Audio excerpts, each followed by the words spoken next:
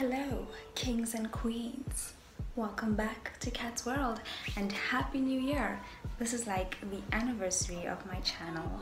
I think I started on the 1st or on the 2nd, and today is the 2nd.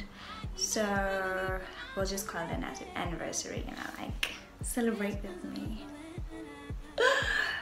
Yes, so I finally have a book club video based on Shoe Dog, and I hope you guys are gonna love it. I hope you guys read the book because it is a really good book that I do recommend, especially if you want to have an idea of how it's like being in business and stuff like that. And also I also want to mention, for me, the most honest entrepreneur is Elon Musk. He just makes entrepreneurship turn, and that is how honest he is. He speaks about the long hours, and he doesn't make it all sunshine and rainbows like all of the other entrepreneurs do. He doesn't. And I understand he's not trying to discourage you, he's trying to make you understand that it is not child's play. It is not. So another person who also does this is Phil Knight, who is the author of the book Shoe Dog. And I also want to mention, it is amazing to have a biography. It is a biography, if you didn't know, that is written by the person themselves and not by someone else. So it was nice to have someone speak about their life experience from first person and not just like third person, you know. It was very interesting to see that. And you probably don't know this because I didn't know this, but Phil Knight is the founder of Nike. Well, he says co-founder. I can't remember who else is the founder with him. I assume he means his friends who were there from the start, but he was in it from the beginning. And what I want to mention, first things first, yes, it is pronounced Nike. All my life I was saying Nike, and it's actually Nike because Nike was named after a Greek goddess who is the goddess of victory. So if I say Nike, by the way, it's because all my life I've been saying Nike. It's actually Nike. And he was a traveler at some point, and he was at the temple of Nike, and I think it just touched him, and so he named the company Nike. Secondly, it wasn't always called Nike, it was called Tiger. So it started off as Tiger, and then it transitioned on to become Nike when he created it as a separate thing, because at first it wasn't his own business per se. He was working with the Japanese, yeah, I think it was the Japanese.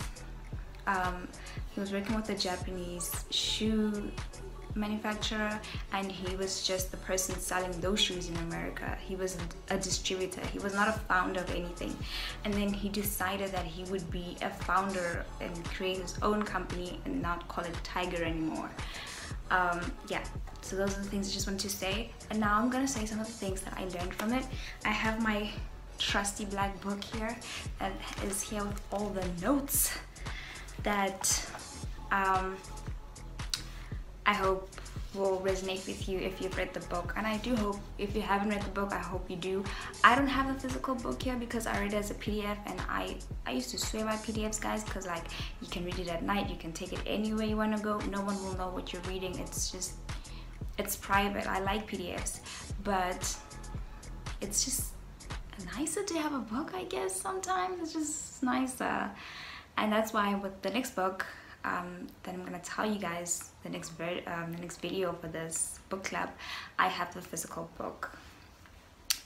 Okay, I want to start off by saying I see Shoe Dog as a book about hope, not as much a book like The Great Gatsby. If you've read The Great Gatsby, it is for me truly a book about hope. My sister says it's not really about hope, it's just about seeing the world for what it really is, and that people are just so selfish.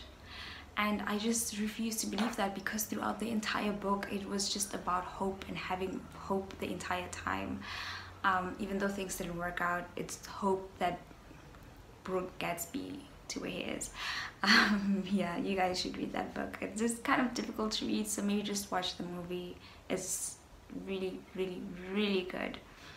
Really good cinematography, and just the details amazing. And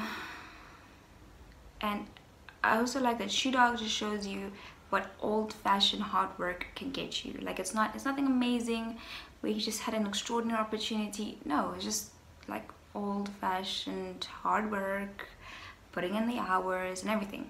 But I also want to say, the first point that I learned is it's okay to change paths a bit.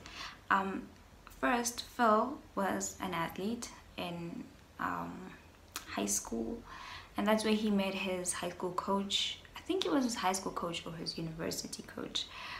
It's Bowerman, and I don't know if you know of the Bowerman Athletes Club, something like that, where they do runs and stuff like that. But he was a coach. He was his first, I don't know, not his first coach, but the coach that touched him the most, because Bowerman used to actually make his own shoes and have his athletes wear them on the field to see if he can improve their running.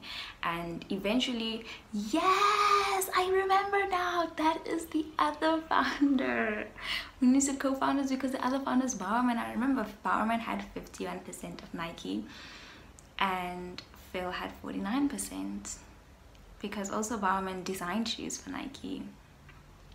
No, Bowerman? No, it's probably Bowerman. Why am I saying Bowerman? It's probably Bowerman. Anywho, he was an athlete, and then he went to university, and then he decided, I don't know what he studied. He got a degree in something, and he decided he wanted to be a world traveler. And his family wasn't rich, but his dad funded his travelings. And then he first landed in Hawaii. He was traveling with a mate of his.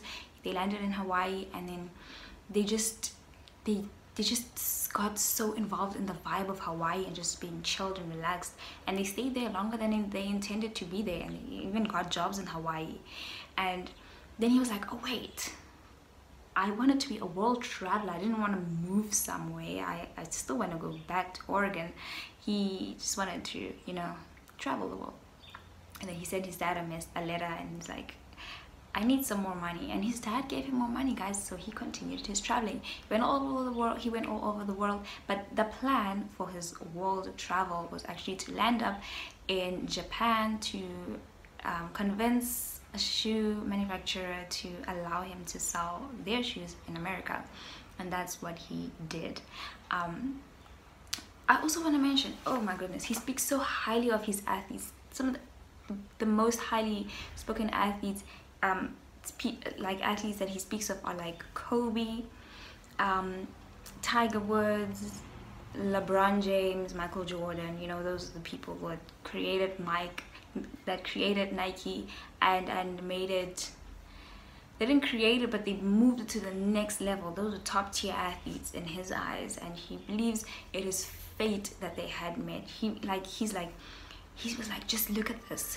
His Tiger Woods. When I started my business, it was first Tiger. Kobe, Kobe is a town in Japan. It's a city in Japan, and he was like, that's where I started. That's where I got my first start. And then he's like, Jordan, the River Jordan, from his world travels. He's like, oh my goodness, it's just fate for me to meet these people. And it was insane when he lost his son, especially, and when he had to deal with that. And he was like, Tiger's the first person who called him, and he will not allow anyone to say anything bad about Tiger Woods, because he's just an amazing person in his eyes. Yeah, so he does love his athletes. And he even mentions when LeBron gave him a vintage Rolex from 1970, I think it's 1972, because that's when Nike was founded. So LeBron got a Rolex watch and engraved it, thanks for taking a chance on me, with thanks for taking a chance on me. And he was like, I mean, really, he didn't consider it a chance. This guy was bound to make it. That's how he saw it. But at the end of the day, it was a chance that he took on someone. And he's just, there's this thing that in the book, an athlete he looked up to died. And I swear to you guys, when I was reading the page where that athlete died, my mother got a call that our family member died, and I was like, what? And I remember I was like so sad that athlete died. And then I also found out that we lost a family member. I was like, oh my goodness. Just want you guys to see my necklace properly, like, you know. If you know what it is, then you'll know. It's not, it's shining too much, but if you know what it is, you'll know. I'm not gonna say anything. I'll just leave it there. Okay. Number 2, a good community will push you dream. He started out alone, and then he got some of the athletes that he knew growing up. And you see, it's like, imagine now he's in the shoe running business, and he's always been an athlete, so he has a community of people, he has contacts of people who've been in the game as long as he has been. Like, he just had people to back him up and really like push his dream forward, and that's exactly what they did. They became the people that just made Nike as amazing as it is today. And I also want to say, you guys will probably not know this, but when Nike was in the early ages of Nike, not Tiger, Nike, because Bowerman were creating their own shoes, a lot of the times athletes during races, their shoes would literally fall apart during a race.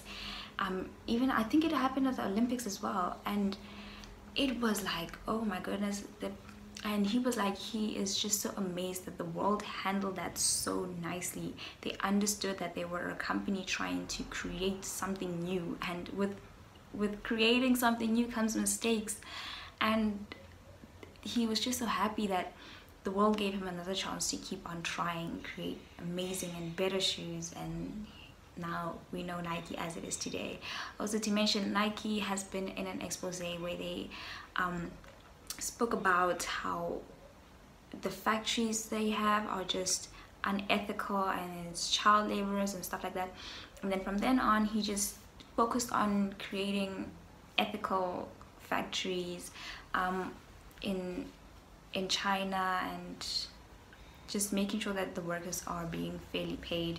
And he created a system that is being used in other companies as well, that allows the workers to be treated fairly and ethically. So I don't understand why this man is not known. He's done so much for so many people, but he's just not celebrated as much as people like the guy who found Amazon. I can't remember his name. Jeff Bezos. He's not celebrated like Jeff Bezos. And it's like, Jeff Bezos, I mean, people keep saying that Jeff doesn't donate any money. He has billions of money and he donates nothing. And trust, it's your money, you can do nothing. But it's like, why do we keep putting our attention to people who do nothing for other people, and leave the people who are making changes and big things happen for the less fortunate, and not speak about them? What? I'm sorry, what? But okay. The third thing is, there's nothing wrong with sticking with your beliefs, but acknowledge the need for change when it comes. He didn't want the company to go public, and so did the other members of Nike. And it took so long for them to actually do it. And finally, when they did, they became millionaires overnight, like literally overnight. When the business went company, the next day they were millionaires. And I guess they were happy, but they were also just still worried, because they didn't want the company to go public in the first place, because then other people would have a say in how they run it, and they didn't want that, because it was just so fun for them to be like the way it was. It was just nice, you know. And the other point is, you can make money from your passion. Trust, guys, even if it's just making shoes. Look what he did. He found someone who is more knowledgeable about making shoes and got partnered up with that person, and he made his passion make him money. Like, we can all do that. I think it, of course, it depends on your passion. I mean, really, I don't know what you want to be, but you don't have to be poor doing something you're passionate about. That's kind of the message that I want to say. But that's all sunshine and rainbows. That's not always true. And the fact is, especially when you start out and stuff like that, you don't always make money. Especially with art, music, you don't start out by making money, but you can make money. That's the point of this. But okay, was getting a partner. The other point is getting a partner can be the best thing. Other thing was starting a business will require you to run on empty. Like I even wrote well sometimes, and I crossed out sometimes. It will require you to run on empty. That guy was always tired. Like, I felt exhausted reading the book because of how tired he was. I felt tired for him. It was insane. He worked so many hours. I bet if I read, I know Elon Musk has a biography, but I don't think he didn't write it. The one that I saw is not written by him. I don't know if he wrote one, but I'm pretty sure if I read Elon Musk's biography, guys, that guy would work 90 hours a week. I am just gonna feel tired just reading the book. Jeez.